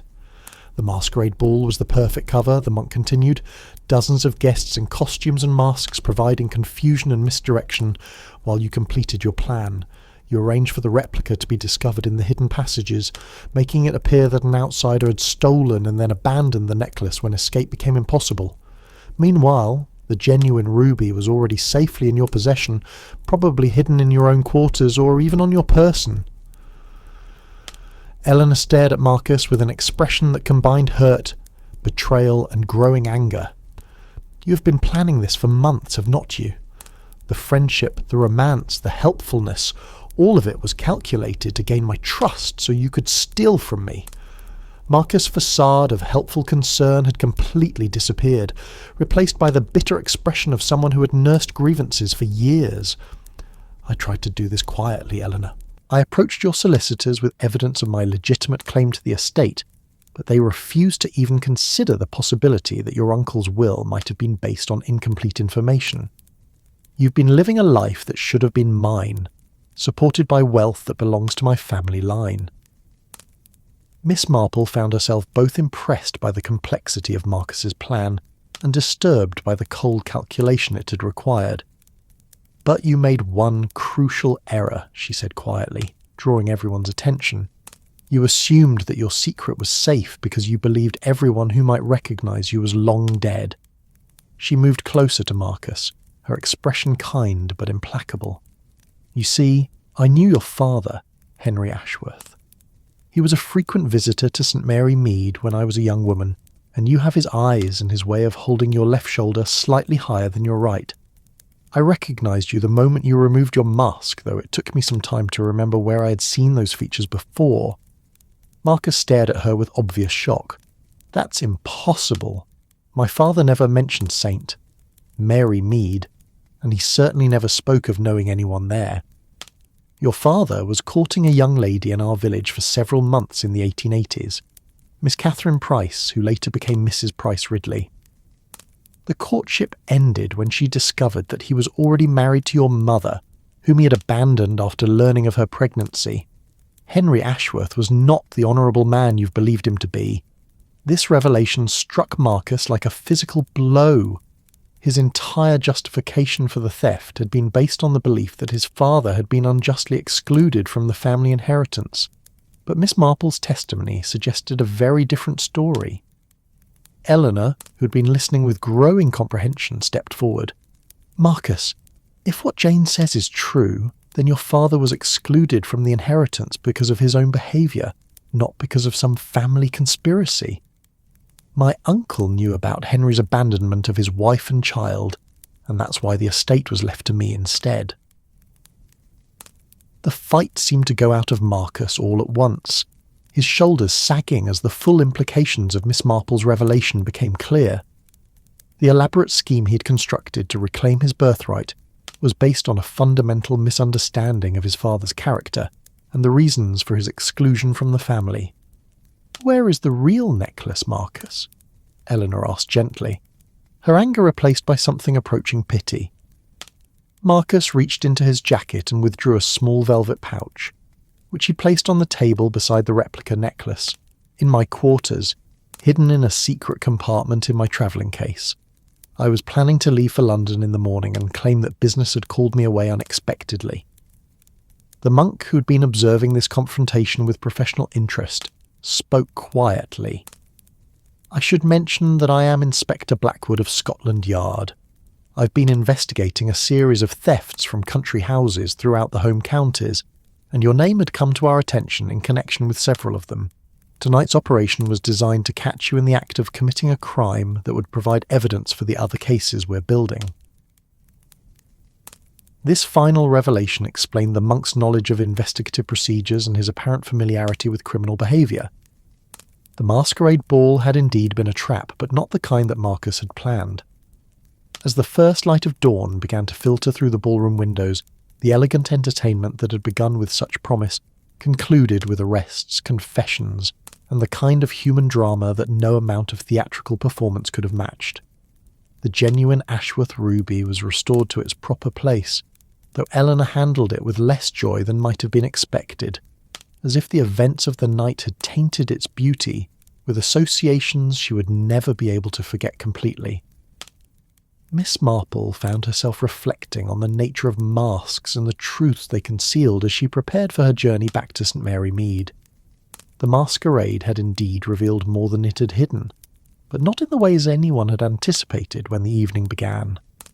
Behind the elaborate costumes and carefully constructed personas, human nature had revealed itself in all its complexity: greed, betrayal, misguided loyalty, and the dangerous power of long-nursed grievances. The carriage that took her home through the quiet countryside carried her away from Ashworth Manor, as the sun rose over fields that sparkled with dew and promise of another peaceful Sunday in rural England. The events of the night would provide conversation for months in St. Mary Mead, though Miss Marple suspected she would keep the more troubling details to herself, sharing only the general outline of adventure that befitted a retired schoolmistress's unexpected evening out. As she settled back into the familiar comfort of her cottage, Miss Marple reflected that some masks were worn not to deceive others, but to hide from uncomfortable truths about ourselves. Marcus Whitfield had spent years believing himself the victim of family injustice, never questioning whether his father's version of events might have been self-serving fiction, designed to excuse abandonment and betrayal. The masquerade was over, the masks had been removed, and truth had emerged from its hiding places. But as Miss Marple prepared her morning tea and settled into her favourite chair by the window, she understood that the most important revelations were often about the masks we wear in our everyday lives, and the courage required to face the world without them. The journey back to St. Mary Mead had provided time for quiet reflection on the extraordinary events of the night. The countryside had looked particularly beautiful in the early morning light, with mist rising from the fields like silver scarves and the first church bells beginning their Sunday morning calls to worship. The familiar landmarks, the old stone bridge, the Crossroads Inn with smoke beginning to curl from its chimneys, the ancient oak tree that marked the halfway point between Ashworth Manor and home, had seemed to welcome her back to a world where mysteries were usually no more complex than Mrs. Hartnell's tendency to rearrange other people's flower arrangements, or the recurring question of who had been taking apples from the vicar's orchard. Eleanor had insisted on providing a basket of provisions for the journey home, along with a letter of gratitude that Miss Marple suspected she would treasure far more than any monetary reward.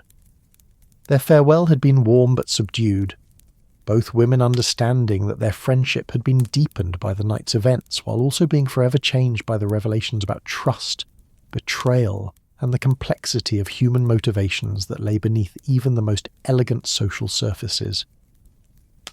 Inspector Blackwood had revealed himself to be a surprisingly thoughtful young man, whose choice of disguise had been both practical and, as he admitted with some embarrassment, influenced by a genuine fondness for medieval history that made the monk's robes feel comfortable rather than merely convenient.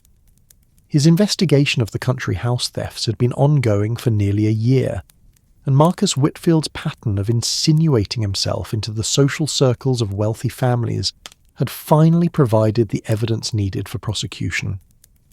"You were instrumental in solving this case, Miss Marple," he had told her, as they prepared to leave Ashworth Manor. "Your recognition of Marcus's family resemblance and your knowledge of his father's history provided the crucial piece that made everything else fall into place. I hope we might have the opportunity to work together again should circumstances require it." Miss Marple had accepted this compliment with appropriate modesty, though privately she was pleased to know that her observational skills remained as sharp as ever, despite her retirement from more active pursuits. The idea that her quiet life in St. Mary Mead might occasionally intersect with the larger world of criminal investigation was both intriguing and slightly alarming, though she suspected that most mysteries she encountered in the future would involve nothing more serious than village gossip and minor social complications. The cottage welcomed her home with the familiar sense of lavender sachets and the faint lingering fragrance of yesterday's baking, while the morning fire that Mrs. Bantry's girl had laid according to their standing arrangement cast dancing shadows across walls lined with books, watercolours, and the accumulated treasures of a life well lived.